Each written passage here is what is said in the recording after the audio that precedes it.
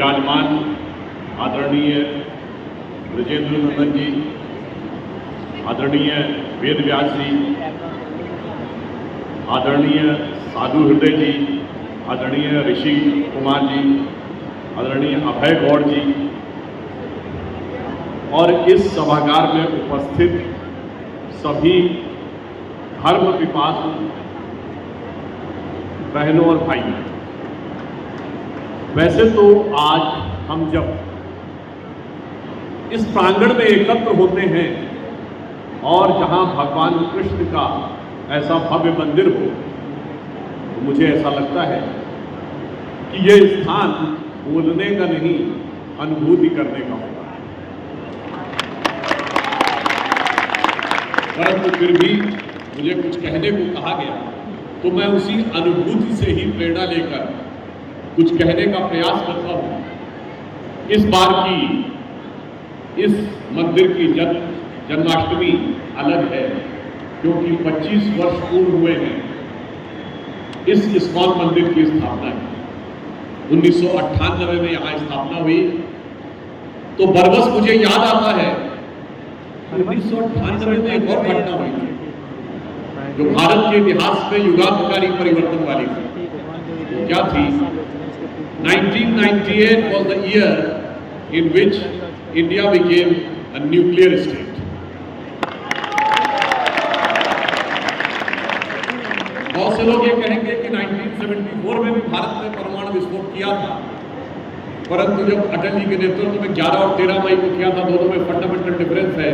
हमने 74 में करने के बाद ये डिक्लेयर किया था, ये हमने पीसफुल पर्पस के लिए किया है, जबकि 98 में हमने डिक्लेयर किया था कि हमने अपने को न्यूक्लियर स्टेट बना लिया है और 5 एक्सप्लोजन हमने किए।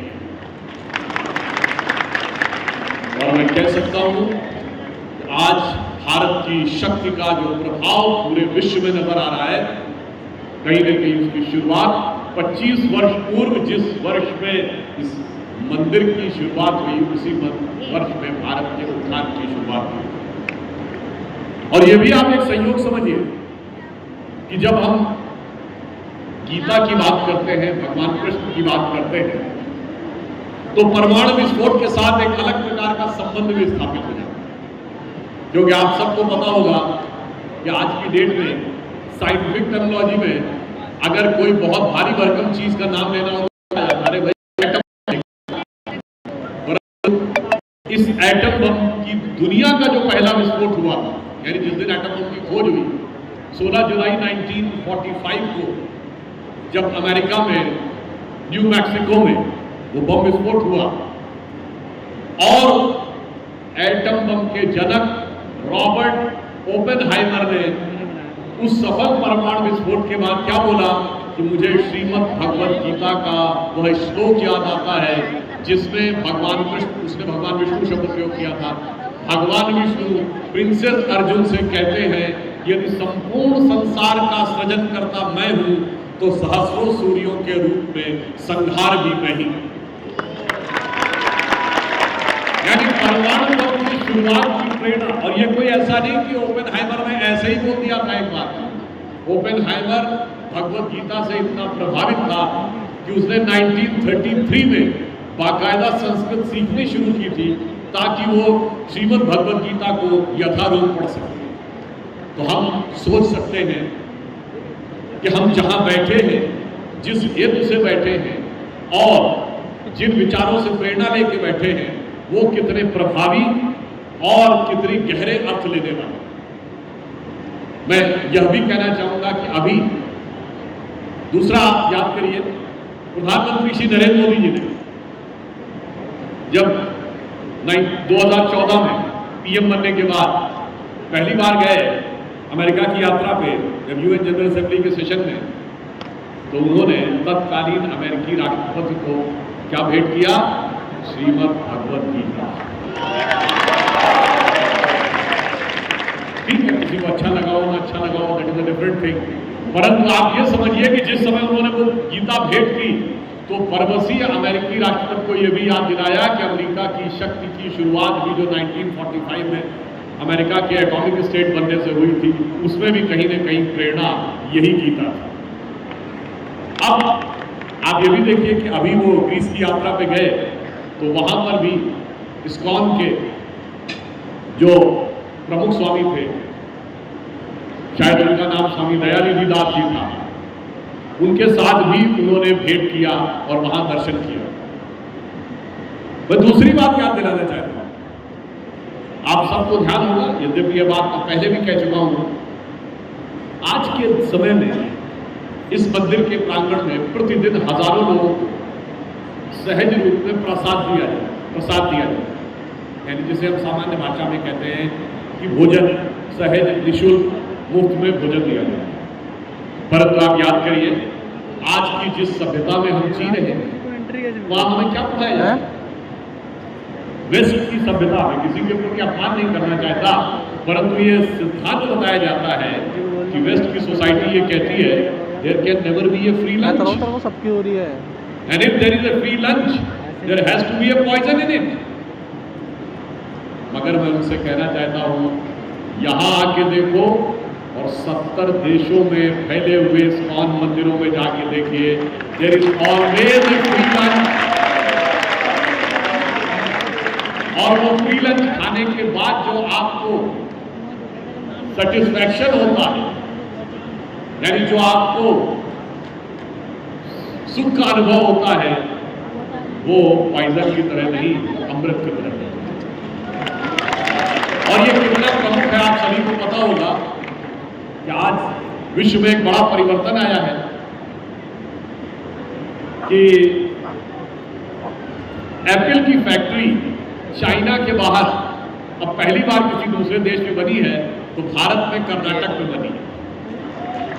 और इस वर्ष जो लेटेस्ट आईफोन का मॉडल है आईफोन 14 का 25% जो प्रोडक्शन है यानी असेंबली है वो भारत में।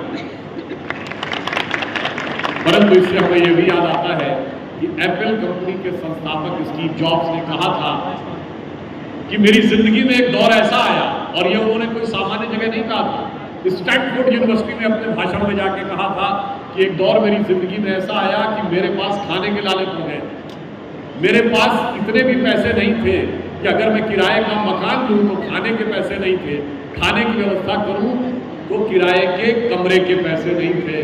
तो उन्होंने कहा कि मैंने एक ऐसी जगह पे एक कमरा किराए पे लिया जहां से कुछ मील की दूरी पर इस्कॉन का मंदिर था, जहां दिन में 2 बार भोजन मुफ्त का मिलता था, और महीनों तक मैंने वो मुफ्त का भोजन प्राप्त कर अपना जीवन यापन किया और आगे जाकर इतनी बड़ी कंपनी बनाई।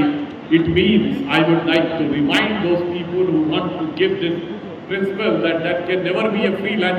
आपके सबसे बड़े one of the most prominent corporate world का फाउंडर सीईओ बता रहा है कि he survived in the arms of crisis on the free lunch provided by the ISKCON temple there in the land of America which is giving this.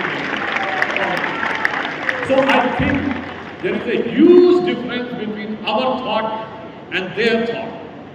That's why I would like to urge to the younger people, as Prime Minister Shri Narendra Modi ji has said, कि हमारा स्वतंत्रता का अमृत काल है। आज पूज्य प्रभुपाद जी के 125 वर्ष पूर्ण हुए और कितना सुखद संयोग है, भारत 75 वर्ष पूर्ण करके अमृत काल में प्रवेश कर रहा है और उनकी जन्म जयंती के 125 वर्ष पूर्ण। महापुरुषों का जीवन कहीं ना कहीं एक सुखद संयोग भी दिखाता है। अब मोदी जी ने यह कहा है कि 75 वर्ष से जब हम शताब्दी पूर्ण करेंगे यानी 2047, इस कालखंड को उन्होंने कहा है अमृत काल। और उन्होंने कहा कि इस अमृत काल में हमें क्या प्राप्त करना है? नंबर 1, भारत को विकसित राष्ट्र बनाना। नंबर 2, गुलामी की मानसिकता के हर प्रभाव से अपने को मुक्त करना है। और नंबर 3, अपनी विरासत पर गर्व करना है। नंबर 4, उसके लिए हम सबको अपने अपने स्तर से कर्तव्य का पालन करना है। नंबर 5, वो कर्तव्य का पालन सामूहिक रूप से करना है, यानी कोऑर्डिनेशन करना है, आइसोलेशन नहीं करना। और आप देखिए ये अमृत काल का जो आह्वान है ये तो युवा पीढ़ी के लिए ही है, क्योंकि 25 वर्ष बाद इन्हीं युवाओं में से कोई ना कोई महत्वपूर्ण स्थान पर बैठकर देश के संचालन में किसी न किसी भूमिका का निर्वहन कर रहा होगा। परंतु आप ये भी संयोग समझिए कि जब अमृत काल आया है तो कितने सुंदर संयोग भी दिखा रहा है। चंद्रमा तक तो हम पहुंच ही गए और आज ही सूर्य के लिए हमारा यान आदित्य सफलतापूर्वक लॉन्च हुआ। तो मैं यह भी बताना चाहता हूं, आज स्पेस के बारे में एक नई प्रकार की सोच डेवलप हो रही है। प्रधानमंत्री जी ने भी कहा है कि युवाओं के मन में स्पेस के बारे में, रिसर्च के बारे में एक नया प्रयोग होना चाहिए। इसीलिए उन्होंने 23 अगस्त को स्पेस डे घोषित किया, जिस दिन चंद्रयान सफलतापूर्वक चंद्रमा पर लैंड किया था। यह भी एक अद्भुत संयोग देखिए कि चंद्रमा पे हम वहां पे लैंड किए जहां दुनिया का कोई भी देश आज तक नहीं लैंड किया था। यानी भारत किसी एक मामले में तो नंबर 1 होता हुआ दिख भी गया। अगर हमने कहा है कि 25 वर्ष समाप्त होते होते हम विश्व की नंबर 1 अर्थव्यवस्था बनेंगे, तो किसी एक चीज में नंबर 1 होते हुए तो हमें लक्षण दिख भी गए। और जब हम स्पेस की बात करते हैं तो सूर्य और चंद्र दोनों की बात करते हैं, तो मैं ये भी याद दिलाना चाहता हूं, यदि हमारे धर्म ग्रंथों में सबसे पहले पूरा आकाश और पूरा ब्रह्मांड दिखा था, कहां पे दिखा? जब माता यशोदा के सामने भगवान कृष्ण ने अपना मुख खोला था, तो उस मुख में उनको संपूर्ण ब्रह्मांड दिखाई। भगवान कृष्ण ने अपने पूरे लीला में 3 जगह पर अपना विराट रूप दिखाया।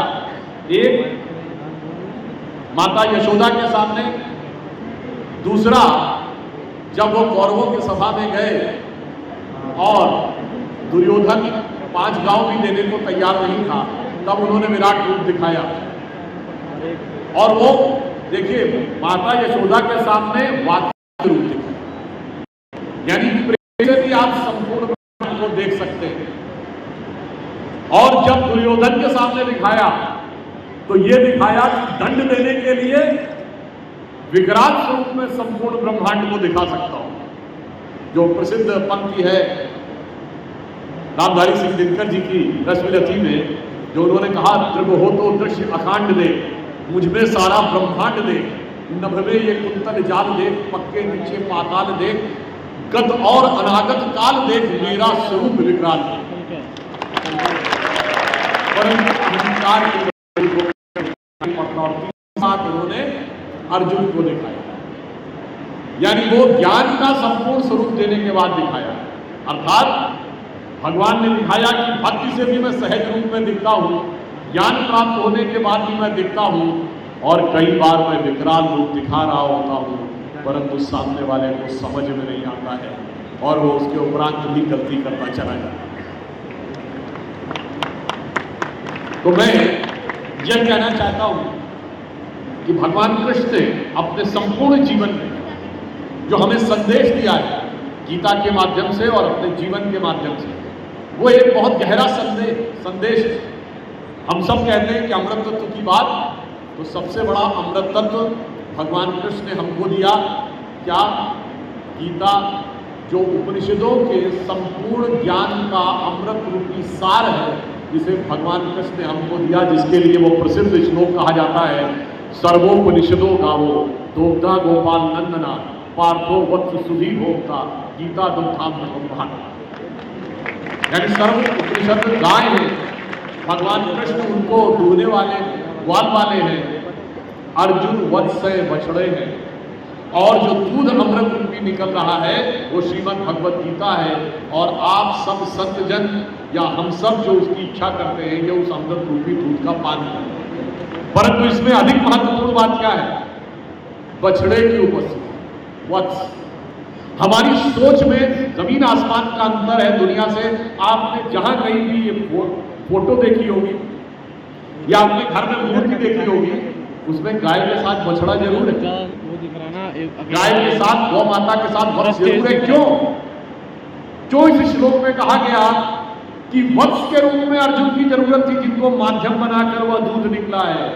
क्योंकि हम मानते हैं कि प्रकृति ने यदि गौ माता को दूध दिया है तो वो सबसे पहला अधिकार उसके बछड़े का है, इसलिए माध्यम वो वत्स ही बनेगा जो कि हमें उस दुग्ध का पान कराएगा। यही सोच हमारी है कि यदि प्रकृति ने हमें कुछ भी दिया है तो वात्सल्य भाव से उसे ग्रहण करना है। वत्स से ही वात्सल्य शब्द संस्कृत का बना है। वात्सल्य भाव मतलब हम जब प्रकृति को माता मानते हैं तो हम उससे पोषण प्राप्त करते हैं, शोषण की कभी सोच नहीं सकते हैं। इसी कारण से हमारी सोच दुनिया के डेवलपमेंट पैराडाइम में जहां पे जाके खड़ी होती है वहां पर नेचर का एक्सप्लॉयटेशन नहीं होता, वहां नेचर के एक्सप्लॉयटेशन का भाव भी नहीं होता और तब वो जरूरत नहीं पड़ती। मैं आप लोगों को बताना चाहता हूं 1951 में जो यूनाइटेड नेशंस ने अपना रेजोल्यूशन बनाया उसमें डाइवर्सिटी जैसा कोई वर्ड ही नहीं। First time diversity word UN के रेजोल्यूशन में 1991 में आता है जब बायोडाइवर्सिटी के लिए यूज करते हैं, क्योंकि तब तक इकोलॉजिकल इम्बैलेंस दिखाई पड़ने लगता था।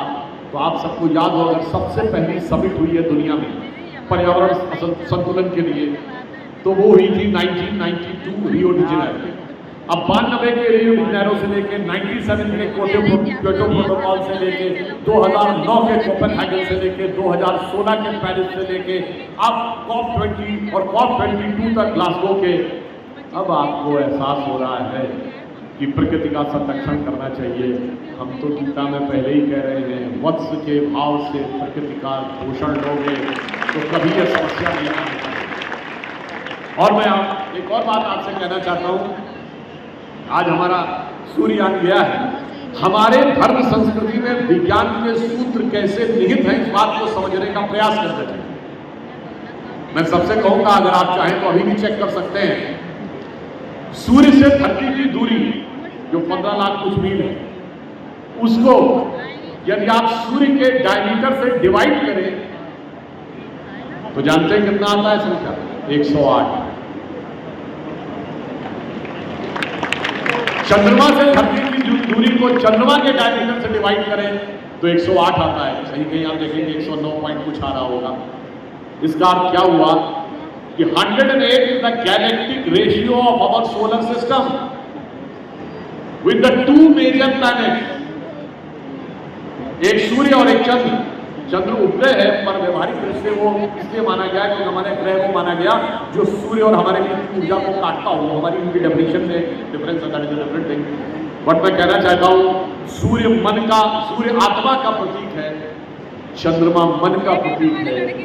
दोनों का धरती से डिस्टेंस 108 के रेशियो में है।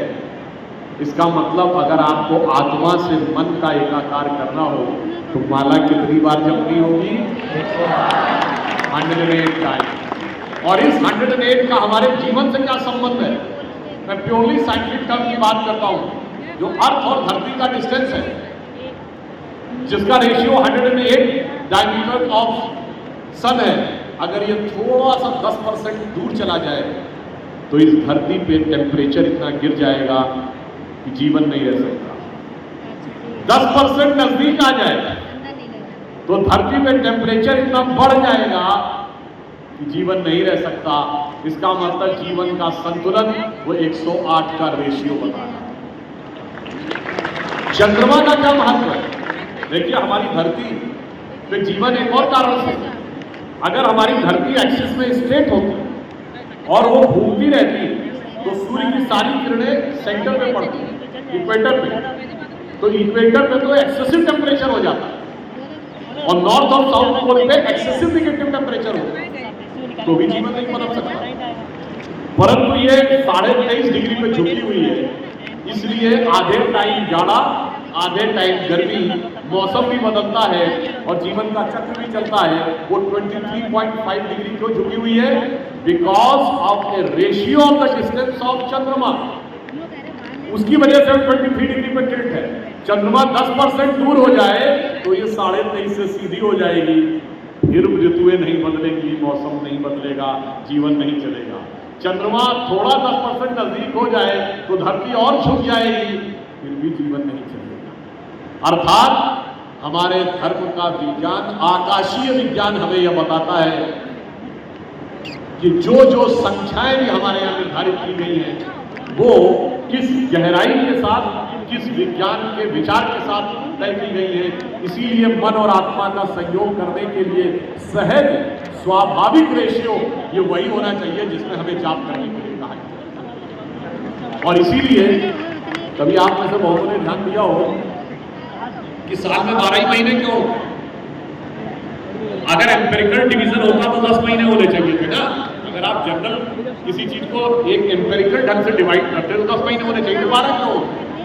क्योंकि हमारा सारा ज्ञान जो था वो आकाशीय गति के आधार पर था।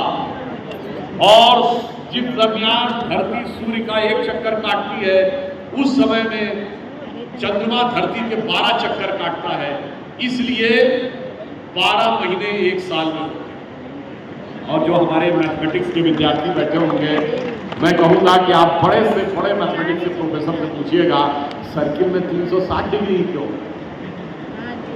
300 डिग्री होते समझ में आता, 100 डिग्री होते समझ में आता, 200 डिग्री होते समझ में आता, 360 डिग्री इसलिए होते हैं कि आकाशीय सर्किल जो है सूर्य के चारों तरफ और उस 360 rotates on its axis, there are 360 degrees in a circle। तो ये मैंने सिर्फ इसलिए आपको बताया कि हमारी हर सोच अंतर से लेके बाहर तक किस प्रकार जुड़ी हुई है कि भगवान कृष्ण के विराट रूप से लेके सूक्ष्म रूप तक। अगर आप ये बताइए कि आप जब ध्यान लगाते हैं अपनी आंखों के सामने तो क्या दिखाई पड़ता है? Black colour. इसीलिए भगवान कृष्ण काले हैं, कृष्ण वर्ण है। वो हमारे मन की आध्यात्मिक चेतना की प्रकृति का प्रतीक है। और जब आप ध्यान लगा के अंदर उतरते चले जाते हैं तो एक स्टेज के बाद आपको अद्भुत ज्ञान का प्रकाश अनुभव होने लगता है, जिसे हिंदी के प्रख्यात कवि बिहारी लाल जी ने एक पंक्ति में कहा है, या अनुरागी चित्त की गति समझे नहीं कोई, ज्यो ज्यो डूबे श्याम रंग त्यों त्यों उज्ज्वल। यानी जैसे जैसे आप भगवान की भक्ति में उतरते चले जाएंगे उज्ज्वलता की अनुभूति आपको होती चली जाएगी। और इसीलिए हमारे देश में जीवन का उद्देश्य आत्मानुभूति है, यानी self realisation is most important part of the life then conquering the entire world. और इसीलिए भगवान कृष्ण का जीवन जानते हैं किसका प्रतिनिधित्व करता है?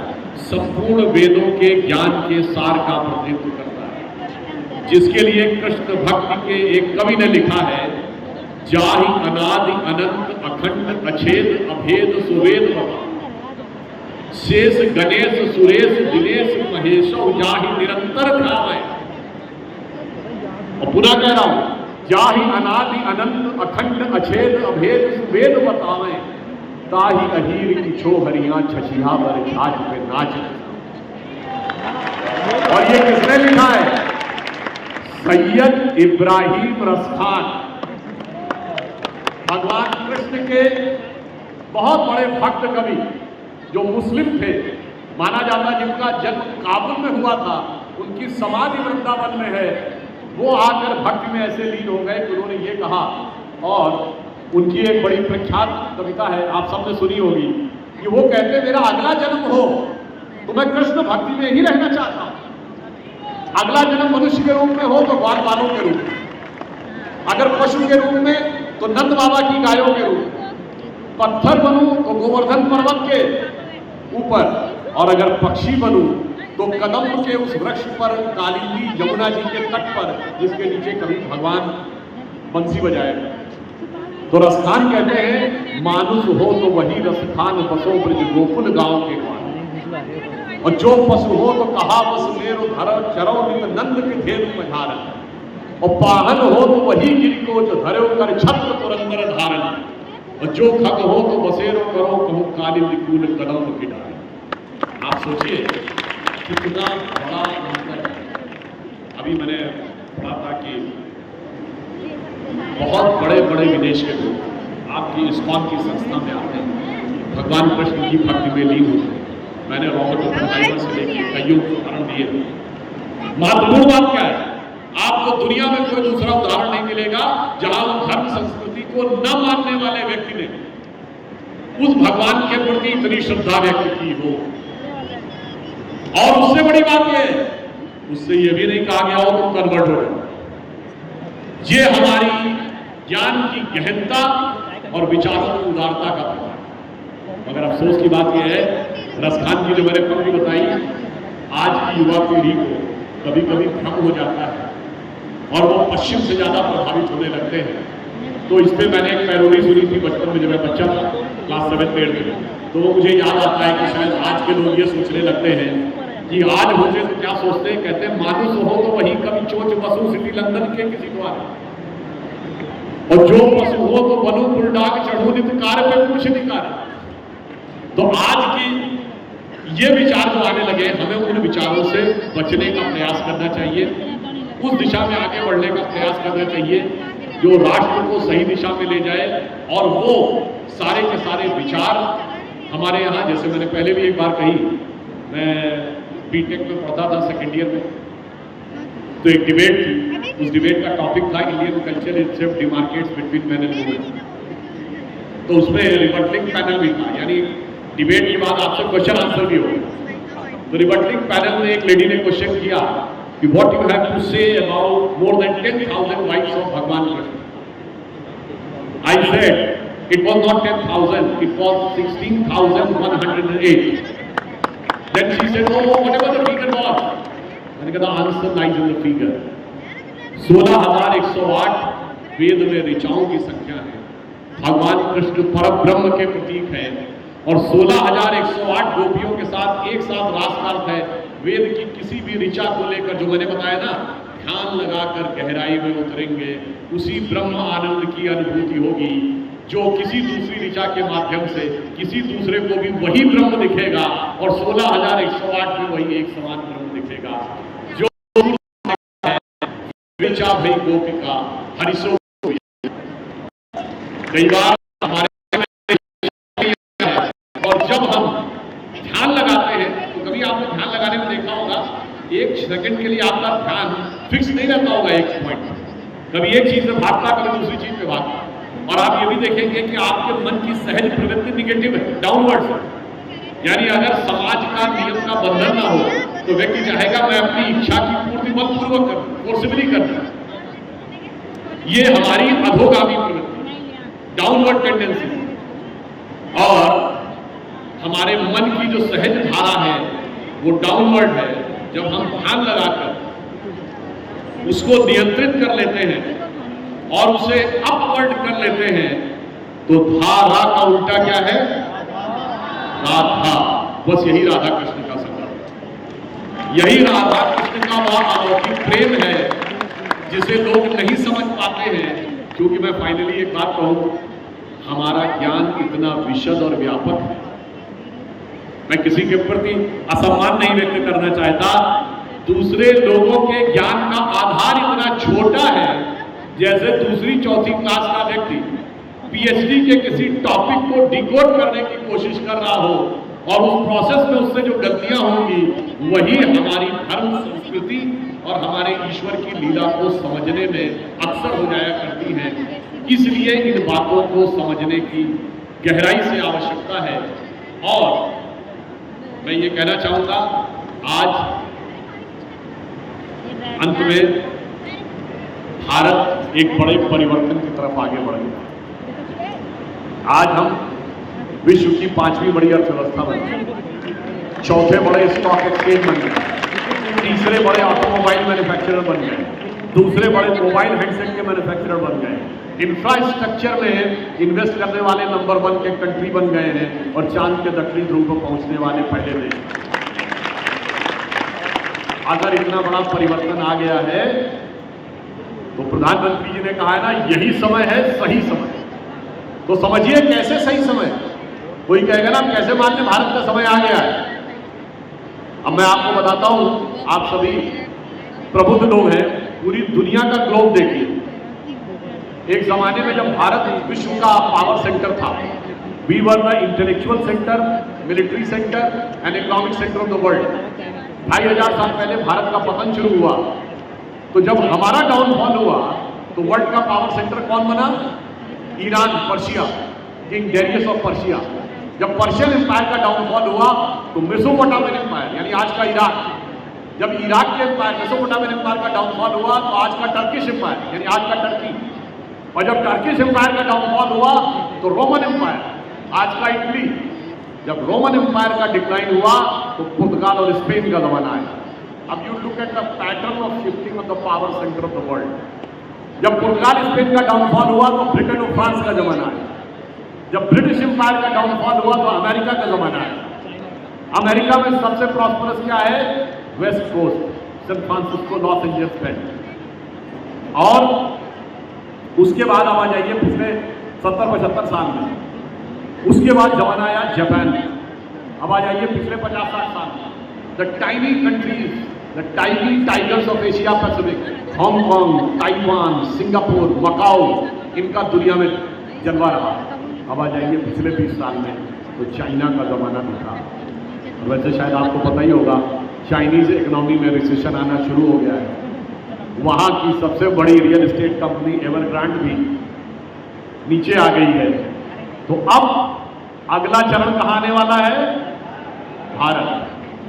ये तय है, समझ लीजिए, ये विश्व में जो स्वरूप घूम रहा है ये बिल्कुल तय है कि अगला चरण भारत आने वाला है।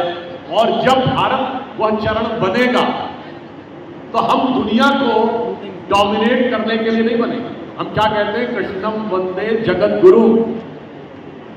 हम विश्व के जगत गुरु बनने के लिए आगे बढ़ेंगे। Because a person becomes powerful, a powerful person having a capability to dominate others, but guru is having the capability to motivate others. और इसीलिए मैंने आपको बहुत साफ कहा कि आप ये तय मानिए कि ये भारत का भविष्य समय आ गया है। और मैं एक और एग्जाम्पल दे देता हूं। जब वर्ल्ड ट्रेड सेंटर गिरा था, फिलॉसफिकल सोच है मुझे, वैसे मैं सन 2000 में वर्ल्ड ट्रेड सेंटर जाके देखने का मौका मिल गया था। जब वर्ल्ड ट्रेड सेंटर गिरा था, at the tallest earth, symbolising the height of prosperity of United states. जब वर्ल्ड ट्रेड सेंटर गिर गया, आप लोगों को याद है कि उसके बाद वर्ल्ड की टॉलेस्ट बिल्डिंग का स्टेटस किसके पास आया था? तब आया था कुआलालंपुर के पेट्रोनास टावर। फिर वो स्टेटस आया ताइवान की ताइपेई 101 के पास। फिर वो आया शंघाई के वर्ल्ड ट्रेड सेंटर के पास, अब दुबई के अल्बुर्ज के पास। तो मेरे मन में सहज ही विचार आया, अरे वर्ल्ड ट्रेड सेंटर गिरने के बाद जो उनके समृद्धि के शिखर का प्रतीक था, अचानक सारी टॉलेस्ट बिल्डिंग ऑन अर्थ, न नॉर्दर्न अमेरिका, न सदर्न अमेरिका, न लैटिन अमेरिका, न यूरोप, सब के सब ईस्ट में, यानी समृद्धि के शिखर पश्चिम में ढहने का वक्त आ गया और पूरब में खड़े होने का वक्त आ गया। और इसलिए मैं अंत में कहता हूं, तय तो है, मगर जब भगवान कृष्ण ने अर्जुन को पूरे गीता का उपदेश दिया था, उसके बाद उनको कॉन्फिडेंस आ गया था क्या? उसके बाद उन्होंने कहा महाराज वो सब तो ठीक है, मगर इतने बड़े बड़े लोगों से हम कैसे लड़ेंगे? तो भगवान ने अपना विराट रूप दिखाया और कहा देखो ये तय है, तुम्हें सिंहासन पे होना है और इन्हें भूमि पर पड़े होना है। तो अर्जुन के मन में भाव आया कि यदि ये तय ही है तो फिर पलक झपकाइए और मैं सिंहासन पे होऊंगा और ये भूमि पे होंगे। भगवान कहते हैं तय तो है, मगर मिलेगा कर्म के सिद्धांत के अनुसार ही। जैसे आपके मोबाइल में कोई सॉन्ग आपने फीड कर रखा है, बजेगा तो वही जो फीडेड है, मगर उंगली तो दबानी पड़ेगी, टच स्क्रीन तो करना पड़ेगा। इसलिए मैं वहीं पे बात को समाप्त करता हूं जो प्रधानमंत्री जी ने कहा, सबको कर्तव्य करना पड़ेगा, सामूहिक रूप से करना पड़ेगा। और ये तय मानिए कि महान भविष्य हमारी प्रतीक्षा कर रहा है। और प्रभुपाद जी का 125वां वर्ष है। ये तय मानिए कि जब 150वां वर्ष होगा तो हम उस मुकाम पर पहुंचे हुए होंगे।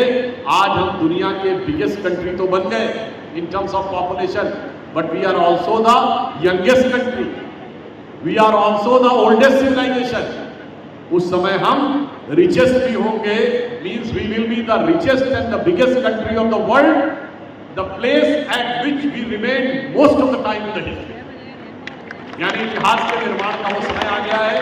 तो मैं अटल जी ने ही इसकी शुरुआत की थी 1998 में प्रधानमंत्री के रूप में, तो अटल जी की कविता की वो प्रसिद्ध कविता जो है, हिंदू तन-मन हिंदू जीवन रग रग हिंदू मेरा परिचय, उसका वह छंद जो संपूर्ण विश्व को ज्ञान लेकर किस प्रकार से हम मार्गदर्शन करने में समर्थ हो सकते हैं, वो कह के अपनी बात समाप्त करता हूं कि भारत इस मामले में दुनिया से बिल्कुल अलग है और भगवान कृष्ण का जीवन, इस्कॉन का यह समर्पित मिशन आपको उसी की प्रेरणा देता है कि मैं अखिल विश्व का गुरु महान, मैं अखिल विश्व का गुरु महान, देता विद्या का अमर दान, मैंने दिखलाया मुक्ति मार्ग, मैंने सिखलाया ब्रह्म ज्ञान, मेरे वेदों का ज्ञान अमर, मेरे वेदों की ज्योति प्रखर, मानव के मन का अंधकार क्या कभी सामने सका ठहर, मेरे स्वर नभ में गहर गहर, सागर के जल में ठहर ठहर, इस कोने कर सकते जगती सौरभ में, हिंदू तनमन हिंदू जीवन रग रग हिंदू मेरा। और मैंने स्वतंत्रता के 75 वर्षों में हमने बहुत कुछ प्राप्त किया है, कुछ खोया भी है, संस्कृति और ज्ञान में जो खोया है उसका ध्यान करें, तो स्वतंत्रता को सार्थक करने कमर कसे, बलिदान करें, ये भी अटल जी की पंक्ति थी, जो पाया उसमें खो न जाए, जो खोया उसका ध्यान।